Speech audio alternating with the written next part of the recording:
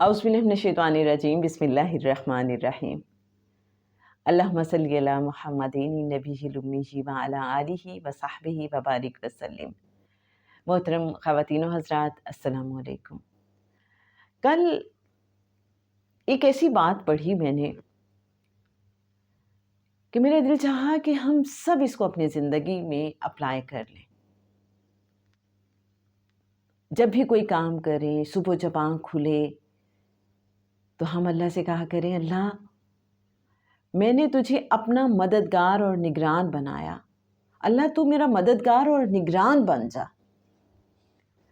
اب اس کا back ground کیا ہے؟ آج کل ایک ایسے اسلامک اسکالر کو سننے کا مجھے کبھی کبھی موقع مل جاتا ہے جو قرآن پاک کو بڑے خوبصورت انداز میں بیان کرتے ہیں اور اس کو ریلیٹ بڑا اچھا کرتے ہیں۔ جیسے انہوں نے جب سورہ یوسف کی ڈیٹیل بتائی تو بتایا کہ کیا سملیرٹیز ہیں۔ حضرت یوسف علیہ السلام کا جو واقعہ ہے تو وہ ایسے ہی بیان نہیں کیا گیا، بلکہ سملیرٹیز ہیں آقا صلی اللہ علیہ وآلہ وسلم کی جو زندگی ہے اور جو حالات و واقعات ہیں ان کے ساتھ، اور وہ کیا کیسے کیسے ریلیٹ انہوں نے کیا وہ انشاءاللہ کبھی آپ کے ساتھ شیئر کریں گے۔ تو انہی کی کل ایک تحریر پڑھی میں نے جس سے مجھے بڑی موٹیویشن فیل ہوئی، اور دل چاہتا ہے نا کہ اچھی بات ہم دوسروں تک پہنچائیں، اور میرا دل چاہتا ہے کہ میں آپ تک ضرور پہنچاؤں تاکہ آپ اس کو اپنی زندگی میں اپلائی کریں اور بہت اچھا فیل کریں۔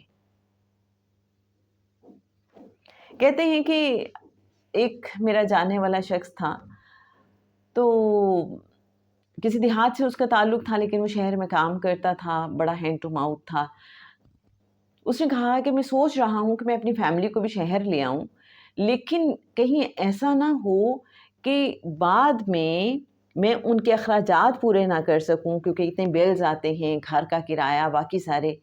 اخراجات، تو کہیں ایسا نہ ہو کہ کچھ مہینوں بعد مجھے یہ اندازہ ہو، یہ احساس ہو کہ یہ تو مجھ سے غلط فیصلہ ہو گیا، مجھے اپنی فیملی کو گاؤں سے یہاں شہر میں موو نہیں کرنا چاہیے تھا، تو بس میں کشمکش کا شکار ہوں۔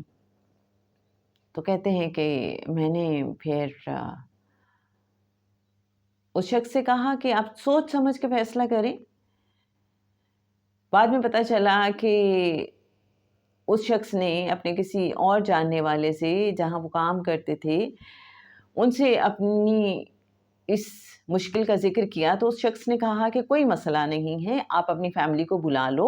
بلز وغیرہ میں آپ کے پے کر دیا کروں گا۔ اب جناب وہ صاحب اپنی فیملی لے آئے گاؤں سے شہر، اور کچھ مہینے گزر گئے۔ یہ جو اسلامک اسکالر ہیں یہ کہتے ہیں کہ ایک روز میری ان سے ملاقات ہوئی تو وہ کہنے لگے کہ بلز تو وہ صاحب پے کر رہے ہیں، لیکن مجھے بڑی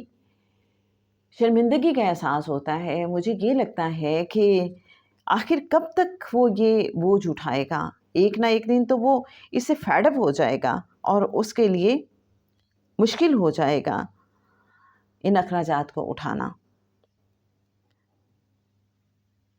تو کہتے ہیں کہ اس نے کہا کہ اب میں کیا کروں، میں ایک ایسے دوراہے پہ کھڑا ہو گیا ہوں کہ اس انسان کی فیور لیے بغیر بھی گزارا نہیں ہے، اور دل میں یہ خیال بھی ہے کہ اگر کبھی اس نے میری یہ مدد کرنا چھوڑ دی، میری نگہبانی چھوڑ دی، تو پھر کیا ہوگا۔ میرے اچھے ناظرین، یہ اسلامک اسکالر کہتے ہیں کہ جب وہ شخص میرے ساتھ یہ بات کر رہا تھا تو میں اپنے لیپ ٹاپ پہ قرآن پاک کی ایک آیت کے حوالے سے کچھ لکھ رہا تھا، اور وہ آیت جو تھی اس کا ترجمہ تھا، اے نوح ہماری نگرانی میں کشتی بناؤ، اے نوح ہماری نگرانی میں کشتی بناؤ۔ تو کہتے ہیں کہ میں نے اس آیت سے جیسے مجھے موٹیویشن ملی، اور میں نے ان صاحب سے کہا کہ آپ اللہ کو اپنا نگران بنا لیں اور اللہ سے کہیں کہ اللہ تو میرا نگران اور مددگار بن جا۔ اور پھر وہی ہوا، اس شخص نے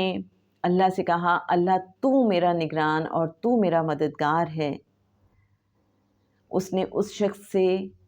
جو مدد دیتا تھا وہ بند کر دی، اور کچھ عرصے کے بعد وہ شخص دوبارہ ان اسلامک اسکالر سے ملا. انہوں نے پوچھا کہ کیسے حالات چل رہے ہیں؟ تو اس شخص نے کہا کہ مجھے ایک ایسی جاب پارٹ ٹائم مل گئی ہے کہ جہاں مجھے وہ جو بلز آتے تھے ان کا 3 گنا زیادہ اماؤنٹ مل جاتا ہے، کیونکہ اللہ کو نگران بنایا، اللہ کو مددگار بنایا اپنا. میرے اچھے ناظرین، اب یہ دیکھیں بیک گراؤنڈ اس آیت کا کہ اللہ نے جب حضرت نوح علیہ السلام سے کہا تھا کہ اے نوح ہماری نگرانی میں کشتی بناؤ، تو لوگ ان کا مذاق اڑاتے تھے کہ بظاہر کہیں پانی تو ہے نہیں اور یہ اتنی بڑی کشتی بنا رہے ہیں، یہ مٹی پہ چلائیں گے کیا، یہ زمین پہ چلائیں گے، پانی تو ہے نہیں کہیں. لیکن انہوں نے اللہ کو نگران بنایا تھا، تو اللہ کو پتہ ہے اللہ کی پلاننگز کیا ہیں. اور پھر وقت جب آیا، کشتی تیار ہو گئی تو پانی بھی آ گیا. تو مجھے اسی موٹیویشن میرے اچھے ناظرین یہ ملی کہ جیسے